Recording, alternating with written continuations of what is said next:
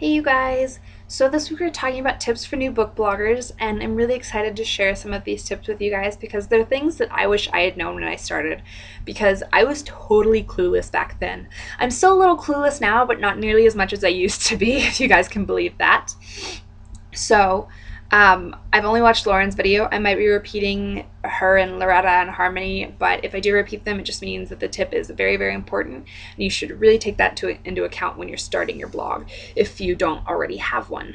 So, first up, I would say if you haven't already started a blog, start it for the right reason. And if you have started a blog and you know you started it for the wrong reason, you may want to stop blogging. So if you start your blog because you love reading and you want to share that love, your blog is going to prosper and you're going to love doing it because you're going to get the chance to share your love of reading with these other people. You may not know these people, but you can tell that they love reading as much as you do. If you start your blog because you hope to get free books and advanced copies, you might get disappointed because advanced copies actually cost more to make than finished copies do. And so publishers only get a limited amount, and then an even smaller number of that limited amount goes to bloggers. The rest have to go to bookstores and professional reviewers and things like that. And so there is a set amount that goes to bloggers, and when that set amount is gone, they're gone until the book comes out. So not every blogger is going to get an advanced copy.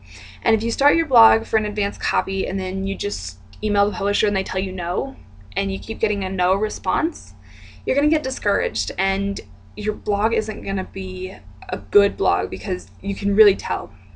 When I'm depressed, it shows in my blog.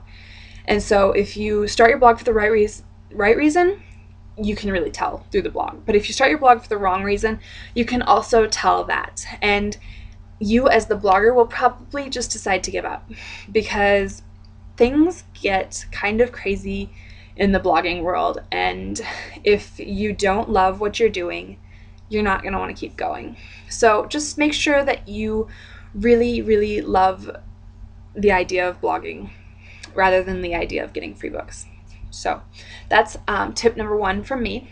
Tip number 2 is to think about how much time you actually have that you can set aside for the blog. Because when I started my blog, I was totally naive and I thought that I could spend like an hour here and there every week and my blog would be fine. That it would be like super popular and everybody would love it. And that is so not the case. I spend at least an hour, I would say every 2 to 3 nights.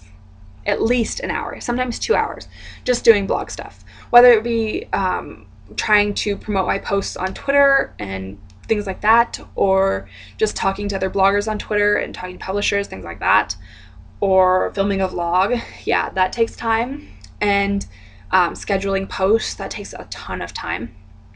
And then there's the whole actually reading the books, so you can review them on the blog. That takes a lot more time than you'd think. I thought I read a lot before I started blogging, and now that I have so many books that I feel like I have to get read, I read so much more. I spend so much of my free time reading. And I'm a college student, so I don't have a whole lot of free time. So if you're at a point in your life where you don't have a lot of free time and you don't want to become overwhelmed, don't start a blog. It's perfectly fine if you don't want to start a blog now. I am 100% positive that blogging will still be here next year and probably the year after that and the year after that. And I really think that the whole blogosphere is going to evolve and publishers are going to use bloggers more, and bloggers are just going to become these great tools for publishers and authors. And so I feel like we can only go up from here. And so if you don't want to start a blog now, if you want to wait 6 months when you're less busy, do that. Just make it fit in your time frame. You don't want your blog to suffer because you don't have the time, because I know that when I get overwhelmed and I just don't have time, my blog really does suffer. So just make sure that you really, really want to do this and you actually have the time to do it, because it is a lot of work, but it's fun work. I will tell you that.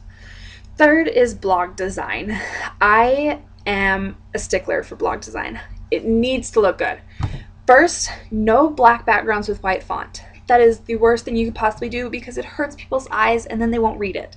So don't do that. Do a white background with a dark font, like black or navy blue, something like that. Also, I would recommend buying a design. Don't go to those free sites because you can tell that they're free and you don't want to go to somebody else's blog to find out that they have the exact same design you do. You want a unique design that people will recognize as your own. So I will link to the girl who did my design. She actually did Harmony's and Lauren's as well, and she charges only $40 for a full layout. Great deal, you guys. So definitely check her out, and if you want more blog design sites, they're probably going to be more expensive, but you can always ask me for them and I'll give them to you. But I'm going to give you Katie's first. I swear it's not me, it's a different Katie. But I'm going to give you hers first, and you guys should check her out. And if you want to start a blog and you want to put a little money into it, you'll get a lot out of it. So I definitely recommend using her. And then last but not least is social networking. It is huge in blogging. I cannot tell you how many people come to my site from Twitter and Goodreads and Facebook and all my different social networking sites. So that is just key. And if you don't want to deal with all of them, I would say use Twitter, because that is what I use the most, and that is where I get the most traffic for my blog. So I'm not going to tell you a whole lot about Twitter right now just because it would take forever. But if you are interested, at the end of March, I'm going to be doing a post on how to kind of get your blog out there on Twitter. So check out for that.